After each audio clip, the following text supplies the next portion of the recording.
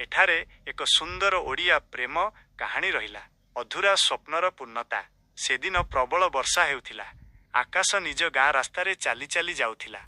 दीर्घ 5 वर्ष पर से सहररू निज गाँ को फेरी थाए।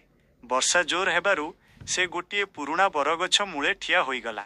सेठी से देखिला दिया को सेही समान नील रंगर ओढ़णी, सेही समान चपलता। दिया आकाश को देखि चकित होईगला। दुहींको आखि मिसीगला, किंतु केही किछि कहि पारु नथिले। केवल वर्षा टोपार शब्द शुभुथिला। शेषरे दिया धीरे करी कहिला, फेरी आसिल। आकाश हसी देई कहिला, हाँ बोध हुए एही वर्षा आउ तुम स्मृति मते पुणी एठाकू टाणी आनिला। दुहे सेही वर्षारे भिजी भिजी अनेक पुरुणा कथा मने पकाइले।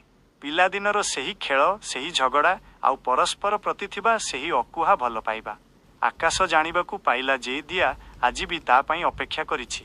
सेदिन वर्षा सिना छाड़ीगला, किंतु सेमानंकर अधूरा प्रेम कहानी एक नुआ मोड़ नेला। सेमाने निष्पत्ति नेले जे सेमाने आउ केबे परस्पर ठारू दूरेई जिबे नाही।